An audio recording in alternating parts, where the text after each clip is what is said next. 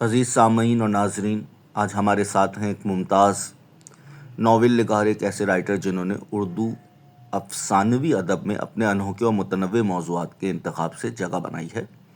जनाब सफदर ज़ैदी साहब। सफदर ज़ैदी साहब ने अदब की दुनिया में अपनी शनाख्त कई अहम तसानीफ़ के ज़रिए बनाई है, जिनमें उनका तारीख़ी नावल बिन्ते दाहिर शामिल है, जिसने सिंध की कदीम तारीख़, अरबी फतूहात और तहज़ीबी टकराव के पस मंज़र में एक नई रिवायत कायम की। इसके अलावा उनका नावल भागबरी भी काबिल ज़िक्र है, जिसने अस्करी और समाजी कशमकश और दाखिली रियासती तनाज़े को अफ़सानवी रंग में पेश किया। ज़ैदी साहब का कलम महज दास्तान नहीं कहता, बल्कि तारीख़ और तख़य्युल के दरमियान एक फ़िक्री मुकालमा बर्पा करता है। आज हम उन्हीं के साथ हैं, जानने के लिए कि एक नावल कैसे बनता है और कहानी अपने मुसन्निफ़ से क्या तकाज़ा करती है। आदाब सफदर रजी साहब, कैसे हैं आप? बिल्कुल ठीक हूँ। बहुत शुक्रिया, आप हमारे साथ गुफ्तगू में शरीक हो रहे हैं। हमारे लिए सादत की बात है। मेरे लिए हमेशा ये मौका होता है कि मैं एक्सप्लोर कर सकूं किसी की पर्सनल जर्नी को, जो कि इंटेलेक्चुअल हो, लिटरेरी हो, या किसी इंटेलेक्चुअल डायमेंशन के अंदर हो। तो हमने आपका बहुत शोहरा सुना था, आपकी किताबों का, बिन्ते ताहिर का खास तौर पर, और आपसे मिलने से पहले मुझे पता चला कि इसकी 3,000 से ज़्यादा कॉपियाँ जो हैं वो फरोख्त हुई। तो मैं थोड़ा मुतजस्सिस था कि आखिर ये नावल है किस बारे में, और फिर मुझे पता भी चला कुछ आपके जो सरबरक उसको देखकर। तो आज पहला सवाल तो मैं आपसे ये करूंगा कि क्या चीज़ थी जिसने मोटिवेट किया आपको ऐसे जोखिम भरे सफर के लिए, जिसकी बहुत ही रेयरली ऐसा होता है कि लोग अंडरटेक करते हैं। लोग पैसा बनाना चाहते हैं, शोहरत चाहते हैं, बहुत खाल खाल ऐसे लोग होते हैं जो कि ऐसी जगह इन्वेस्ट करते हैं अपनी एनर्जी जहां पे उनको बहुत रेयरली ऐसा होता है कि कुछ रीपे किया जाए। असल में अदब का जो सफ़र है मेरे लिए कोई उसका फाइनेंशियल गेन का कोई भी जरिया नहीं है। ये एक जुनून है जिसके लिए मैं लिखता हूँ। आप यूँ कह लीजिए मैं अपने लिए लिखता हूँ, अपनी तमानियत के लिए लिखता हूँ। इसको आप नज़दीसियत कह लें, खुदगर्दी कह लें, कोई भी मानने दे दें, लेकिन ये सिर्फ मेरे लिए। अलबत्ता मेरे पढ़ने वालों को पसंद आता है, इसलिए मैं खुश हो जाता हूँ। बिन्ते दाहिर के लिखने की ख़ास वजह ये थी कि मैंने सारी ज़िंदगी लड़कपन से लेकर पाकिस्तान छोड़ने तक जितना तारीख़ से रिलेटेड और गैर तारीख़ी फ़िक्शन जो भी पढ़ा वो फातह के नुक्ते नज़र से पढ़ा। तो मुझे ऐसा लगा कि ये फेयर नहीं है कि हमेशा तारीख़ का एक रुख दिखाया जाए। मफ्तूहीन की बात तो कौन लिखेगा। तो मैंने इस पर रिसर्च शुरू करी। मुझे काफ़ी सारी अच्छी किताबें पढ़ने को मिली, ख़ासतौर से मन्नान आसिफ की किताब ने मुझे बहुत ज़्यादा मुतासिर किया, जिसमें उन्होंने चशनामे को कैंसिल किया अपने इल्मी दलाइल के ज़रिए। अच्छा।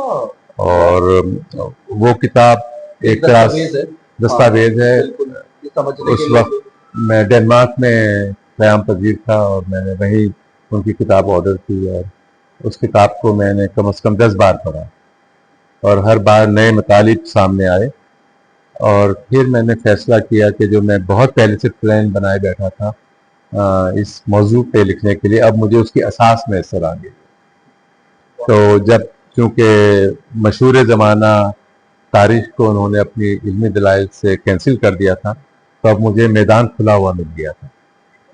तो फिर भी मैंने ये कोशिश की कि तारीख़ जो ऑथेंटिक तारीख़ है, जैसे किस सन में हमला हुआ, उस वक्त खलीफा कौन था, उस वक्त गवर्नर कौन था, जोग्राफिया कैसा था, उसको एज इट इज़ एक्यूरेट रखा जाए। तारीख़ में कुछ जिसे कहते हैं उससे हमें डंडी ना मारी जाए। लेकिन मुझे बहुत सारी जगह खाली मिली जो ब्लैंक थी। मसलन उसमें मोहम्मद बिन कासिम की मोहब्बत की ज़िंदगी का कोई सुराग नहीं मिलता तारीख़ में। एक नौजवान है जो 15 साल की उम्र से फ़ौज में भर्ती हो गया है और 17 साल में वो तख्त नशीन भी हो गया है, सिंध का हाकिम बन गया है। लेकिन एक नौजवान की ज़िंदगी मोहब्बत से खाली कैसे हो सकती है, वो भी वो नौजवान जो अथॉरिटी रखता हो। तो फिर मैंने उसकी मोहब्बत की जिंदगी को के रंग जो है इस पिक्चर में भरे। तो यहाँ पर रोक कर मैं एक सवाल आपसे करना चाहूँगा कि एक तो हमारा पाकिस्तान का बयानिया है जो कि इस यानी इन फैक्ट्स या इन मफरूजात के ऊपर मबनी है कि बेसिकली यहाँ पर जो राजा ताहिर था उसने कज़ाकों को और उनकी शायद मदद से जो बहन बेड़े या जो लोग सफर किया करते थे ओशन के जरिए उन लोगों को उन्होंने हमला करके उनके मालो मता को उन्होंने और उनके लोगों को अगवा कर लिया और इसके नतीजे में हज्जाज बिन यूसुफ ने यहाँ पर हमला किया और कुछ ये भी हमारे पास तारीखी यानी हवाले मौजूद हैं कि 2 दफा हमला हुआ बेसिकली और फिर तीसरी दफा उसने मोहम्मद बिन कासिम को भेजा। तो आप इस नैरेटिव को किस तरीके से देखते हैं? आपके ख्याल में इसका रिवर्टल आपको मिला है? आपको लगता जी है? बिल्कुल, इसको दो तरह से देखना चाहिए। जिस एक जमाने में एथोपिया के समंदर में बहरी कज़ाकियाँ बहुत हो रही थी और कोई भी बहरी जहाज उनसे बच के नहीं निकल पाता था, तो क्या किसी मुल्क ने एथोपिया पे हमला कर दिया कि वहाँ से कज़ाक आ रहे हैं? तो ये एक मनगढ़ंत झूठ था, क्योंकि बहरी कज़ाक एक हकीकत है जो जिस मुल्क से मैं ताल्लुक़ रखता हूँ, नीदरलैंड्स, जो मेरा मुंतखब करदा मुल्क है, उनकी तारीख ही बहरी कज़ाकी से भरी हुई है। उस बहरी कज़ाकी से एक स्टेप आगे बढ़कर वो तिजारत में आए। तिजारत जिसे ईस्ट इंडिया कंपनी या डच ईस्ट इंडिया कंपनी की तिजारत कहा जाता है, वो भी तो कज़ाकी ही थी। तो कज़ाकी तो बहुत बहरी कज़ाकी बहुत पुराना फिनोमेन है, लेकिन ये झूठ था और मैं इस झूठ का सुराग लगाने में कामयाब हुआ। और मैं किताब के अंदर उसका जो एनालॉजी ड्रॉ की है अमेरिका की जो हमला उन्होंने किया कि मास डिस्ट्रक्शन के वेपन से, क्योंकि इराक के पास, इसलिए हम हमला कर रहे हैं। ये बिल्कुल एनालॉजी मुझे बड़ी पसंद आई कि हाँ काफी सिमिलैरिटीज हैं दोनों चीजों के। बिल्कुल। तो बुनियादी तौर पे ये एक सियासी झगड़ा था, राजा दाहिर और उससे पहले चच ने इमाम हुसैन की जिंदगी में ही, चच के भाई थे रामचंद्र, राजा रामचंद्र के दौर में वाक़या करबला पैदा हुआ था। और एक रिवायत है, और रिवायत को मैं इसलिए अहमियत देता हूँ कि जो ओरल स्टोरीज होती हैं वो तारीखी बयानियों से ज़्यादा स्ट्रॉन्ग होती है। तो सिंध में ये बात सीना बस सीना चली आ रही है कि रामचंद्र ने खत लिख के इमाम हुसैन को कहा था कि आप इनके हुकूमत वक्त के कॉन्फ्लिक्ट में ना आए, आप सिंध आ जाए। और ये भी तारीखी शवाहिद हैं कि इमाम ज़ैनुल आबिदीन के दौर में भी सिंध से लोग वहाँ जाते रहे थे मदद में। और ये भी बात सिंधी कहते हैं कि ओरल हिस्ट्री में कि करबला में भी उनके लोग मौजूद थे, वाक़या करबला के वक्त भी। मैं भी रिसेंट आपकी सॉरी बात में कर रहा हूँ, मैंने अभी रिसेंट पास्ट के अंदर एक नॉवेल पढ़ा, एक हमारे पंजाब के नॉवेलिस्ट हैं, उन्होंने इमाम हुसैन के ऊपर भी नॉवेल लिखा। मैंने पॉडकास्ट की मेरे हाथ से नाम बता जाते, कूफा के मुसाफिर तो कूफा के मुसाफिर में भी उन्होंने एक कैरेक्टर ऐसा खींचा जो कि मदीने में और फिर करबला के अंदर, करबला में मदीने में, शायद मदीने में इमाम हुसैन से मिला और वो बेसिकली तिजारत कर रहे हैं और एक एक्सपेक्ट कर रहे हैं इमाम हुसैन के कोई एक कॉन्वॉय आएगा इमाम हुसैन को असिस्ट करने के लिए हिंदुस्तान से। असमें सिंध के और अरब के तिजारती रवाबित जो हैं वो क़ब्ल तारीख के हैं, यानी उनका सिलसिला मोहनजोदड़ो से शुरू होता है या उससे पहले भी और उसके बाद तक भी। तो सिंधियों के लिए अरब जो था वो एक दूसरा वतन था। और ये बात तारीख में दर्ज है कि अरब अशराफिया जो थी वो अकाउंटेंट और तबीब और नजूमी वो सिंध से रखती थी, क्योंकि ये लोग जो वो मिर्च मसाले ये सब भी बहुत मशहूर, वो जाहिर है ये श्रीलंका से और ये साउथ इंडिया से होते हुए ये सब कुछ सिंध के रास्ते जाते थे। तो बुनियादी बात ये थी कि चच ने, रामचंद्र ने और फिर दाहिर ने मुसलसल अपोजिशन को पनाह दी थी। तो अरब से जो लोग, और इन्होंने दो तरह से अपोजिशन को पनाह दी थी। जब हजरत उमर के ज़माने में ईरान पर हमला हुआ तो ईरान की जो अशराफिया थी वो वहाँ से वो फरार हुई। जो लोग फरार नहीं हो सकते थे उन्होंने इस्लाम कबूल कर लिया, और जो फरार हो सकते थे वो गुजरात और सिंध में आके आबाद हो गए, और आज कराची में उनको पारसियों के तौर पे गुजरात में पहचाने जाते हैं। अब उनकी जबान फारसी से तब्दील होकर गुजराती हो चुकी है।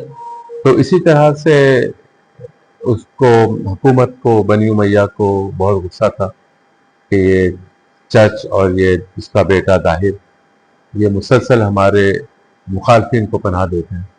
उसमें एक सैयद फैमिली भी थी, उसने भी पनाह दी थी। तो वो बुनियादी तौर पर इस बात पे खफा थे और वो सबक सिखाना चाहते थे। लेकिन इसके अलावा अरबों को ये मालूम हो गया था कि सिंध के रास्ते से जो अरब लोग ट्रेड कर रहे हैं मसालों की, उनमें सोने से ज़्यादा कीमती वो ट्रेड है। तो उन्होंने ये फैसला किया कि बजाय कि मुर्गी रोज़ाना अंडा दे तो पूरी मुर्गी पे कब्जा कर लिया जाए। तो क्यों ना कॉन्क्वेस्ट भी एक बिल्कुल, तो क्यों ना इस ट्रेड रूट पे ही कब्जा कर लिया जाए जहाँ से सब तिजारत होती है, और खिलाफत इस्लामिया का झंडा इस पूरे साउथ इंडिया से लेकर संदीप तो मैं पढ़ रहा था तो मैंने देखा कि उस वक्त बनी उमैया की जो खिलाफत थी वो दमिश्क से लेकर मकरान तक फैली हुई। बिल्कुल और मकरान पे जाके रुक गई थी। मकरान पे जाके रुक गई थी। और इसके मोहम्मद बिन कासिम के हमले से पहले भी उन्होंने 14 हमले कर चुके थे। बिल्कुल, लेकिन उन्हें कभी पता नहीं हुआ। बिल्कुल नाकाम हो जाते थे। खुद 2 दफा हज्जाज बिन यूसुफ के दौर के अंदर उन्हें नाकामी का सामना करना पड़ा। तो एक तो आपने जैसे वजह बताई कि वो उनके ऑपोजिशन के जो लोग होते थे उनकी हेल्प करते थे, उनको असिस्ट कर देते थे। एक ही वजह। दूसरी वजह आपके ख्याल में ये भी हो सकती है कि जैसे आपने अभी फरमाया कि क्यों ना हम पूरी मुर्गी ही ज़िबा कर दें बजाय इसके कि हमने एक-एक करके हासिल करें। तो ये मटेरियल कंडीशंस यहाँ की कैसी थी उस वक्त, क्या सूरत हाल थी जब 8वीं सदी के अंदर? उसमें एक फिलॉसफी है, इसको कहते हैं एक्सपेंशन ऑफ साम्राज्य। आपके लिए साम्राज्य की एक्सपेंशन, हाँ, एक्सपेंशन ऑफ इम्पीरियलिज्म। इसमें इस थ्योरी में ये है कि अगर इम्पीरियलिज्म एक्सपेंड नहीं करेगा तो वो इम्प्लोड हो जाएगा, अंदर से फट के खत्म हो जाएगा। आपने देखा है कि रोमन एम्पायर खत्म हो गई, ईरानियन एम्पायर खत्म हो गई, बहुत सारे एम्पायर्स खत्म हो गए। उनके खत्म होने की वजह ये थी कि एक हद होती है एक्सपेंशन की, फिर आप मजीद एक्सपेंड नहीं कर सकते हैं। तो इनका एक्सपेंशन रुक गया था मकरान पे आके, और इनके अखराजात बढ़ते चले जा रहे थे। तो माली मुश्किलात का शिकार था बनी उमैया का साम्राज्य।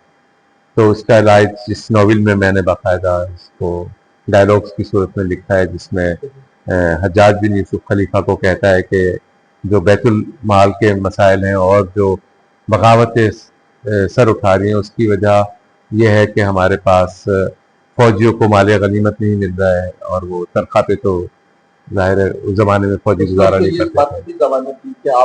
बिल्कुल, उसका कई हजार फीसद, कई हजार फीसद या 3% में आपको लौटा होगा, बहुत ज्यादा, उससे कई गुना ज्यादा। और यहाँ पे उन्हें कोई माली मुनफ़ियत हुई?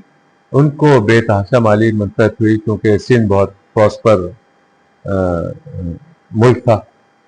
यहाँ के जो इबादत गाहें थी वो सोने से लदी हुई थी, चांदी से लदी हुई थी, और फिर ये ट्रेडिंग नेशन थी। सिंध की जो ट्रेड थी वो बुद्धिस्ट और जैनियों के हाथ में थी, जो पूरी दुनिया में ट्रेड कर रहे थे। तो ये बहुत आसूदा हाल लोग थे। खासतौर से जिस शहर पे उन्होंने हमला किया वो एक तिजारती शहर था, उसमें लड़ाका भी नहीं थे, और वैसे भी जैनी और बुद्धि जो थे वो नॉन वायलेंस के अलावा वो उनका प्रोफेशन लड़ना नहीं था, उनका प्रोफेशन तो ट्रेड था। तो उन्होंने उन पे शत्रुन मारा और कब्जा कर लिया। अब मुझे एक सवाल और मेरे जहन में कुछ बुला रहा है बहुत अच्छे से, और मैं ये सोच रहा था कि आपने मोहम्मद बिन कासिम की लाइफ के बारे में आपने जानने की कोशिश की, एक इमेजिनेटिव हिस्ट्री लिखने की शायद कोशिश की होगी आपने। इमेजिनेटिव फिक्शन यानी एक अल्टरनेटिव हिस्ट्री होगी। अच्छा, तो आपने फिक्शन तो है ही इमेजिनेटिव बिल्कुल, लेकिन हिस्ट्री नहीं लिखी मैंने, ये मैं कहना चाह रहा हूं। तो मैं ये सोच रहा था कि आपने जो राजा ताहिर है उसकी जिंदगी को आपने देखा कि उसका मोरल कैरेक्टर कैसा था। हज्जाज बिन यूसुफ का तो हमें पता है, वो बहुत ही क्रूअल आदमी था। काबे के ऊपर भी उसने पत्थर फेंकवाए, हजर अस्वद टूट गया, हजारों लोग उसके दौरे खिलाफत के अंदर मारे गए। तो हमें उसकी पिक्चर जो है वो हमें मोरली अपराइट आदमी नहीं मालूम होता। लेकिन राजा दाहिर के बारे में जो मैं पढ़ रहा था तो मुझे हैरानगी हुई कि बहुत ही मोरली, बहुत ही अपराइट आदमी था।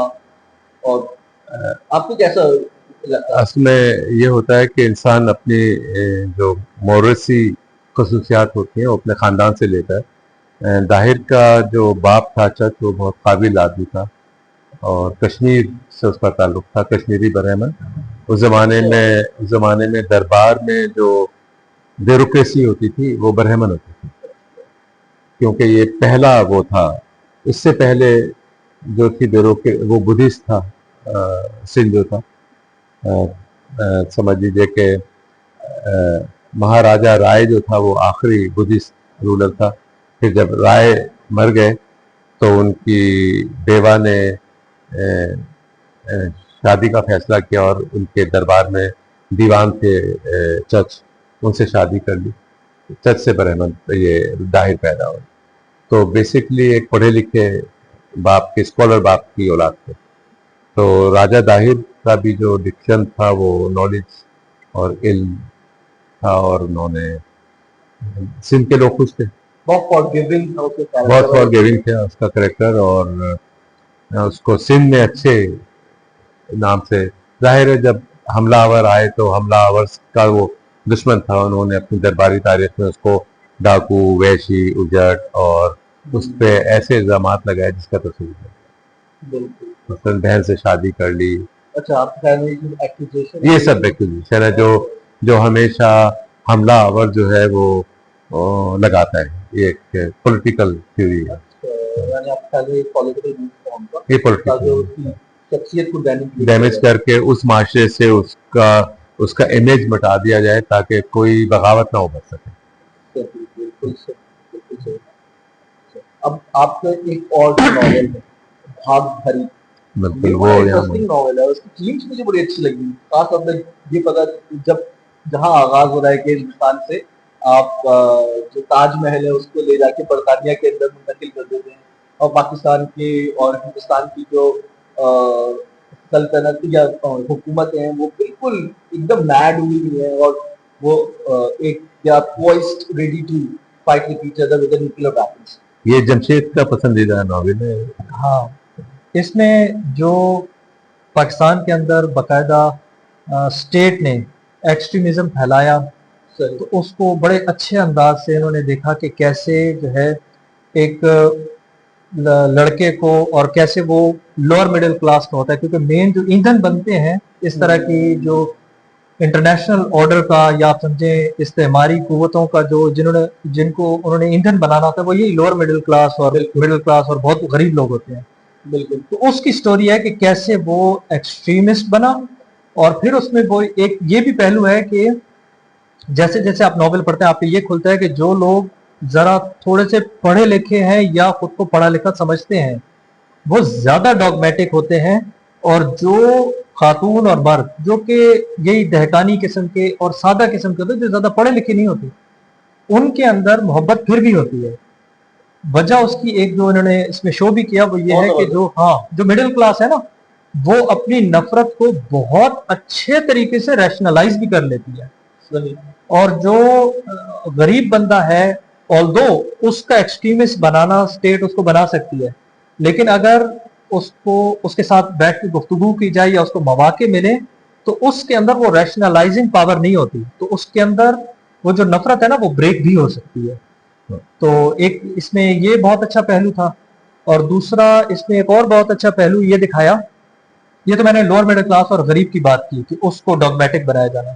फिर ये था कि स्टेट की जो मशीनरी है, अब स्टेट तो डॉगमेटिज्म फैला रही है, लेकिन स्टेट की मशीनरी के अंदर कुछ ऐसे लोग हो सकते हैं कि वो डॉगमेटिज्म अवाम में तो फैला रहे हैं, लेकिन स्टेट के अंदर वो खुद भी इन्फेक्ट हो सकते हैं।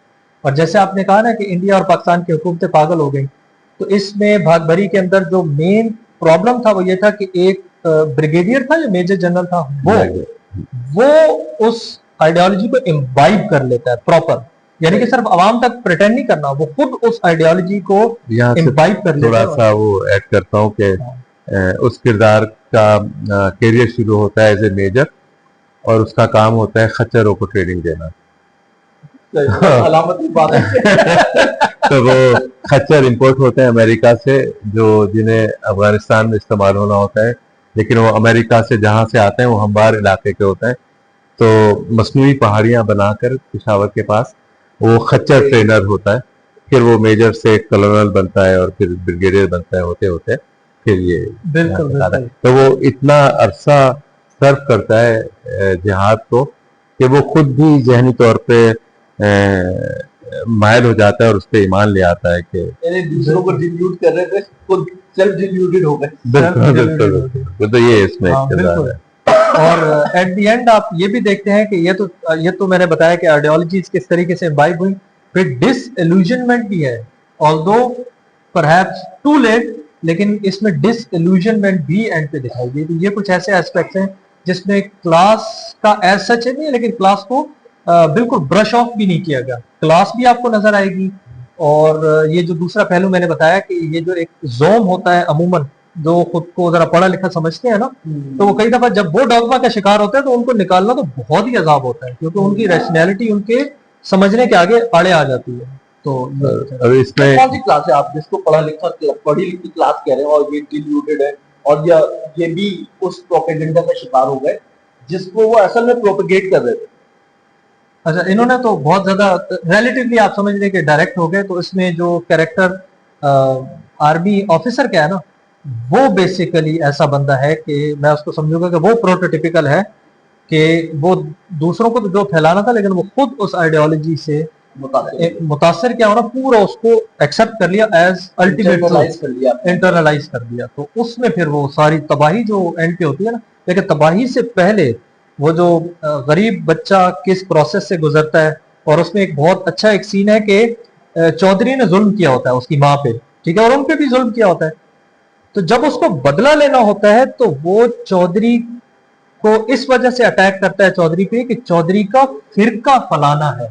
हालांकि चौधरी ने जब उन लोगों पे अटैक किया था तो फिरके की वजह से नहीं किया था, वो इस्तेमार की अपनी एक नफ्सियात थी, क्योंकि वो ओप्रेसर था, उसने ओप्रेस किया, इस वजह से नहीं किया कि उसका फिरका डिफरेंट है।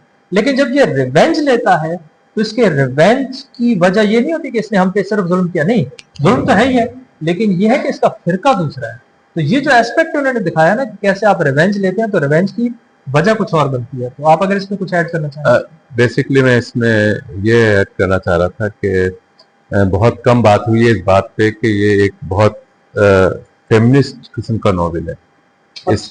इसका किरदार जो है एक औरत के गिर्द घूम रहा है, जो देखानी औरत है, भाग भरी उसका नाम है, और वो उसका बाकायदा उलमाए दीन से डायलॉग होता है जब उस पर, क्योंकि उसने एक बच्चा पैदा किया होता है जो एक जिनसी इलेजिटिमेट, जिसके वडेरे शाह साहब उसको ज्यादती करते हैं तो सावन पैदा होता है। और जब ये औरत बहुत अरसे के बाद इसको आज़ाद करा देता है इसका बेटा, जब वो बहुत बड़ा आदमी बन जाता है, तो जब ये मदरसे में आती है तो मदरसे में राइवलरी पैदा हो जाती है इस नौजवान से, और वो सोचते हैं कि इसको हम ऐसे जलील कर सकते हैं कि इसकी माँ पर जिना का, शरई अदालत में जिना का मुकदमा चलाया जाए, क्योंकि इसका जो बेटा है वो जिना की पैदावार है। तो अब शरई स्टेज सजता है अदालत का मदरसे में। अब मुफ्ती साहब बैठे हैं उनके आसपास और जजेस भी बैठे हैं, और ये धाक भरी जो है उसमें पेश हो रही है अदालत में। तो उसने जो मुकदमा लड़ा है उसमें बहुत, ये आप जब आप भाग भरी में पढ़ेंगे कि उस देखानी औरत ने अपनी देखानी विजडम के साथ किस तरह से मुकदमा लड़ा है। और उसने बताया है कि आप मुझ पर शरई अदालत में मुकदमा चला रहे हैं, लेकिन उस वक्त तो मैं हिंदू थी, तो एक हिंदू पर आप इस्लामी अदालत में कैसा मुकदमा चला सकते हैं। तो वो फिर अदालत जो है उसको बरी कर देती है। मकसद उसको सजा देना नहीं होता है, मकसद ये होता है कि इसके बेटे को जलील किया जाए, उसको कम ह्यूमिलिएट किया जाए। तो फिर जब अदालत कहती है आप हमारी बहन है, आप मुसलमान भी हो चुकी हैं और हम आपको बरी करते हैं, इसमें आपका कोई कसूर नहीं था, अब भाग भरी कहती है कि मैं तुम्हारा इस्लाम तुम्हें वापस करती हूँ, क्योंकि जहाँ पे एक औरत की तजलील की जा रही हो मुझे वो मजहब कबूल नहीं है। तो फिर वो शरई अदालत कहती है कि हम आपको शरीयत के हिसाब से इतने दिन देते हैं, अगर आपने अपना फैसला नहीं बदला तो फिर आपके ऊपर इर्तिदाद का मुकदमा चलेगा। अच्छा। और वो फिर वो कहती है नहीं मैं अपना इरादा नहीं बदलूंगी। वो उसको बंद कर देते हैं। एक हफ्ते के बाद फिर उससे पूछते हैं कि अपने इरादे पे कायम हो, वो कहती है बिस मैं कायम हूँ। तो आखिरकार उसको सजाए मौत शरई अदालत सुनाती है। और सिर्फ यही नहीं सुनाती बल्कि मुफ्तियान जो हैं वो कहते हैं कि सदर इस्लाम ने इस्लाम की इब्तिदा में भाई भाई को कत्ल करता था, चचा भतीजे को कत्ल करता था हक और बातिल की जंग में। तो अब हक और बातिल की जंग है, सावन तुम खालिद अब हो चुका है, तो खालिद अब तुम्हारे ऊपर वक्त है कि तुम खुद अपनी माँ को सजाए मार दोगे। और ये कह के उसके हाथ में क्लाशनकोव थमा दी जाती है और अब बेटे को जो है अपनी माँ को सजाए मौत देना होती है। लेकिन इसको कहानी को मैं अभी रिवील नहीं करूँगा। तो ये बहुत कुछ रिवील हो चुका है। आई होप एक the case of exploding mango, ये मोहम्मद हनीफ साहब। मोहम्मद हनीफ साहब का। तो उन्होंने एक जगह कहीं दर्ज किया कि पाकिस्तान के अंदर जब आप बड़े हो रहे होते हैं और आप कुछ लिखते हैं, कोई कहानी लिखते हैं, तो ये मुमकिन नहीं है कि वो पॉलिटिकल ना हो। बिल्कुल। तो आपको लगता है कि हाँ, जो पॉलिटिकल हम जो पाकिस्तान का मंजरनामा है वो दर आता है आपकी कहानियों के अंदर, आपके नॉवेल्स के अंदर, क्योंकि वो बहुत ऑपरेसिव है, उसका इन्फ्लुएंस इस कदर स्ट्रॉन्ग है कि आप दामन बचा नहीं पाते। तो ये हम देखते हैं मजहबी मुनाफिरत, फिरका वाराना मुनाफिरत। आपको लगता नहीं कि इसका एक बहुत important reference American foreign policy? बहुत अहम है, क्योंकि हमारे जो मुल्क के मसाइल की बुनियादी जड़ है वो गलत सियासत है। और हम और हमारा पाकिस्तान बहुत कमजोर मुल्क है बिल्कुल निस्बतन। बिल्कुल तो यहाँ पर लाकर एक पूरी फौजी डिक्टेटरशिप, यानी डिकेट्स के ऊपर मबनी है यहाँ पे डिक्टेटरशिप। बिल्कुल तो उनको कंट्रोल करना बिल्कुल आसान है, उनको फैसले अपने सुना देना आसान है, और इस तरीके से हमारे खित्ते की पूरी जो सियासत है उसको बहुत जहर आलूद कर दिया गया। बिल्कुल वरना यहाँ पे इतनी नफरत नहीं थी शिया सुन्नी के दरमियान या और फिरकों के बिल्कुल भी दरमियान, नहीं। या इस तरह की शिद्दत पसंदी का माहौल नहीं था। तो हम ये बहुत इंपॉर्टेंट है पोस्ट 9/11 समझना लोगों को। बल्कि उससे पहले भी ये रूस और जो अमेरिका की सर्द जंग थी उसके तनाजुर के अंदर भी किस तरीके से हमारे पूरे खित्ते की सियासत को इन्होंने एक तरीके से अपने होल्ड के अंदर रखा। मंजर भोपाली का एक शेर पढ़ना चाहूंगा बताओ। कि काकुले गेती की, मंजर भोपाली ने हैदराबाद के एक शायर थे शायद, उनका शेर है, मंजर भोपाली का नहीं, मोहसिन क्या नाम था उनका, मंजिल नहीं मिली जो तरीके से पढ़ना थे, मोहसिन भोपाली। ये मोहसिन भोपाली का शेर है कि काकुले गेती की खबर ले आए दोस्त, काकुले गेती की खबर ले आए दोस्त, जुल्फे जाना तो बाहर हाथ समझ जाएगी। तो अगर, और फिर एक और शेर है, मुझे शायर का नाम याद नहीं आ रहा है, कि बहुत जबरदस्त शेर, बहुत अच्छा शेर। कभी खुल के लिख जो गुजर रहा है जमीन पर, कभी खुल के लिख जो गुजर रहा है जमीन पर, शायद इफ्तिखार आरिफ का शेर है, कभी खुल के लिख जो गुजर रहा है जमीन पर, कभी कर्ज भी तो उतार अपनी क्या है जमीन का, कुछ इस तरह से। तो ये हमारे ऊपर फर्ज है कि जो हम पर, हमारे बच्चों पर, हमारी नस्लों पर, हमारे वतन पे गुजर चुकी है और गुजर रही है, अगर एक अदीब उसको सफ़े फुर्तास पर ना उतार सके तो कलम पकड़ने का क्या फायदा, तो कोई और काम करने। बिल्कुल सही, बिल्कुल सही। चलिए, अब आपने जो बात फरमाई, एक दफा मैं कुर्रतुल हैदर साहिबा की बुक पढ़ रहा था, तो उन्होंने लिखा कि अगर अदीब का मकसद ये हो कि उसे पैसा ही कमाना है तो उसे चाहिए कि कपास उगा ले, लिख क्यों रहा है, कुछ क्रिएटिव काम क्यों कर रहा है। तो आपके ख्याल में ये आपके लिए एक रिस्पॉन्सिबिलिटी भी लेती आती है ये जब आप कुछ लिख रहे हैं, कुछ क्रिएटिव डायमेंशन के अंदर काम कर रहे हैं, तो आपके जी आपने ये मुझे फरमाया कि आपने जो पहला नॉवेल लिखा था वो बेसिकली आपने हॉलैंड की जो जबान है उसके अंदर लिखना है और आप मजीद भी मुस्तकबिल में इरादा रखते जी हैं अब कि कमी उसी जबान के अंदर, तो आप क्यों चाहते हैं कि आप जो है हमारी जो मुकामी जबान है और इसकी कंट्रीब्यूशन और उसकी अहमियत ऑफ कोर्स इतनी नहीं है शायद आलमी दुनिया के अंदर, लेकिन आपने उसके लिए इतना अहम कुछ तहरीरें बहुत अहम नॉवेल्स लिख दिए, तो आप वापस उसमें क्यों आप लिखना चाहते हैं? उसमें डच एक छोटी सी जबान है, नेदरलैंड्स में बोली जाती है और एक उनकी साबिक कॉलोनी है, वहाँ बोली और लिखी पढ़ी जाती है, और थोड़ी सी कम्युनिटी साउथ अफ्रीका में इस पुरानी जबान को बोलती है। तो इसका यकीनन इसका कोई बहुत बड़ा माली फायदा नहीं है, लेकिन जिस कहानी पर मैंने रिसर्च की पिछले कई वर्षों में, उसका लोकल इंडिया का एक इलाका है और थोड़ा सा कराची है और एम्स्टर्डम है, नेदरलैंड्स के कुछ इलाके हैं और मोस्टली फिर सूरीनाम है।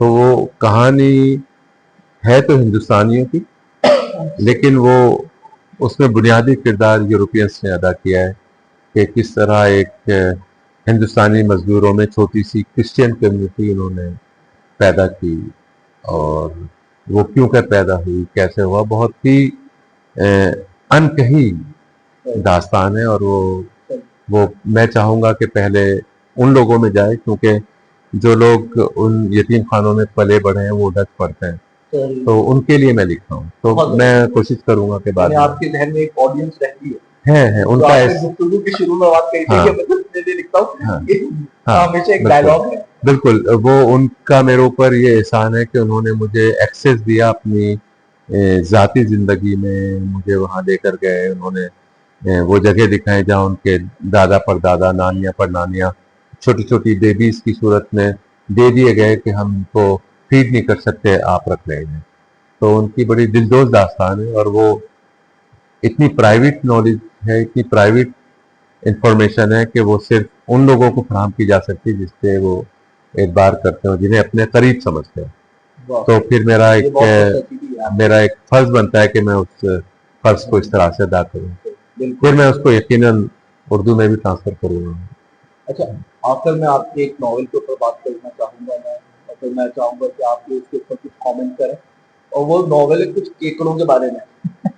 तो मैं ये चाहता हूँ कि आप जरा ये जो अलामतें हैं आपकी, अच्छा उर्दू के अंदर 1970s के अंदर अलामती अफसाना लिखा जा रहा था, क्योंकि वो सोशल रियलिज्म से निकल के आया अफसाना, क्योंकि अयूब खान का दौर था, सख्तियां थी ज्यादा, तो लोगों ने ये रविश दी। तो इस नॉवेल के अंदर कुछ जो आप सिंबल्स इस्तेमाल करें, क्या आप चाहते हैं कि ऐसा मलफूज अंदाज के अंदर उस नॉवेल को क्यों लिखना चाहते हैं, ताकि उसका डायरेक्ट जो मैसेज है वो क्यों नहीं देना चाहते आप? ये लैंग्वेज मैं बोलूं? चलिए आप बताइए। अच्छा, वो उसका एक हिस्सा तो पब्लिश हो चुका है, अभी सेकंड हिस्सा तकरीबन कंप्लीशन के उसमें है, तो वो अभी आ जाएगा मिलके, और वो फिक्शन हाउस वालों ने ही उसको पब्लिश करना है। Is it correct? Yes, correct. ठीक है, तो वो जिस तरीके से एनिमल फॉर्म के अंदर जॉर्ज ऑरवेल ने जो रियलिटीज है उसको एनिमल्स के उसमें दिखाया, तो उन्होंने गवादर के सुर्ख केकड़े इस स्टाइल से लिखा है कि आम आदमी भी उसको रिलेट कर पाए, जिसको थोड़ा बहुत भी नो हाउ है। और जैसे आपने कहा था ना कि पॉलिटिक्स पे लिखना, तो वजह यह है कि आप पॉलिटिक्स नहीं करना चाहते, पॉलिटिक्स आपकी जान नहीं छोड़ती। बिल्कुल, ये वो कम्बल है जिसे आप तो करना चाहते हैं, बिल्कुल। और ये भी लव स्टोरी है, केकड़ों की कहानी। इसमें बाकायदा एक केकड़ा है जो एक केकड़न पर आशिक हो चुका है और वो फिर एक बहुत मुश्किल सफर में एक साथ है, और फिर वो एक सर्द रातों में और वो उसने जो केकड़न है उसका नाम है गोमल ने उसका हाथ थाम लिया। अच्छा। और फिर वो चलते चले जा रहे हैं और फिर गोमल अब तेजी से नहीं चल पाती है, तो उस पर इंकिशाफ होता है कि वो प्रेग्नेंट होगी और वो कई हजार केकड़े के अंडे जो है वो नीचे बेली में लेके चल रही है, तो अब उसका वजन बढ़ चुका है और उसको केकड़ों को पानी में और अंडों को एक खास वक्त पर रिलीज करना जरूरी है। तो वो जब वो रिलीज करने जाती है केकड़न, ये मैंने खुद ही अपना इसका मोहनत बना लिया, तो वो गुम हो जाती है, उसके बच्चे तूफानी लहरों में बह जाते हैं और बाप पीछे रह जाता है, तो ये बिछड़ जाते हैं। उसके बाद फिर ये कहानी चलती है। तो आप जानवरों में भी क्या ताल्लुक है हमारे बलूचिस्तान से? मैं बहुत कनेक्शन समझने की कोशिश कर रहा हूँ। ताल्लुक ये वो है रिवील कि जानबूझ के नहीं करना चाह रहे लेकिन नहीं, ताल्लुक टाइटल ये में है कि बच्चे बिछड़ जाते हैं, गायब हो जाते हैं, तो और बेसिकली ये लव स्टोरी है। ये बुनियादी तौर पे मज़ाहमत की स्टोरी है। जो इन्वायरमेंट के दुश्मन हैं वो सुर्ख केकड़ों को समंदर से पाक कर देना चाहते हैं। तो पहले इसमें मैजिकल रियलिज्म है, पहले वो सियाह शार्कों के जरिए इनको गायब कर देते हैं केकड़ों को। फिर वो जब वो इनसे लड़ना सीख जाते हैं, मज़ाहमत करना सीख जाते हैं, तो फिर वो जो लार्ज सी फिशर कंपनियां हैं उनके जरिए प्लान करते हैं, वो मशहूर करवा देते हैं कि गवादर के सुर्ख केकड़े जिनसी तवानाई के लिए अक्सीर हैं। तो पूरी दुनिया में इनका स्टॉक खुल जाता है और वो उनकी डिमांड गोल्ड जैसी हो जाती है, गोल्ड जैसी हो जाती है। तो फिर वो इसका सफाया करने निकलते हैं और वो फिर केकड़े मज़ाहमत करते हैं जाल काट के, और फिर वो इसमें इनके साथ शरीक सफर हो जाते हैं। मज़ाहमत में डॉल्फिन्स भी आ जाती हैं, कछुए आ जाते हैं, मेंढक आ जाते हैं, शौक देने वाली मछलियां भी आ जाती बहुत हैं। जबरदस्त आइडिया है वो, वाह। तो ये आपने एक बेज़बान जानवर को असल में जबान देकर उसका जो नैरेटिव है उसको आपने अपहोल्ड किया। और इनकी बहुत फिर जबरदस्त। तमाम गुफ्तगू उसमें, फिर इनके यहाँ जश्न भी होता है, खुशियाँ भी आती है, ऐसा नहीं है, गम ही गम है। तो डॉल्फिन्स जो है, इमेजिनेशन बड़ी अच्छी लगी, बड़ी वाइल्ड इमेजिनेशन। तो डॉल्फिन्स डांस करने की शौकीन है। मेंढक जो है वो उनका ऑर्केस्ट्रा है वो, अच्छा, और इसमें मैंने 2-3 गीत भी लिखे हैं। अच्छा, वाह।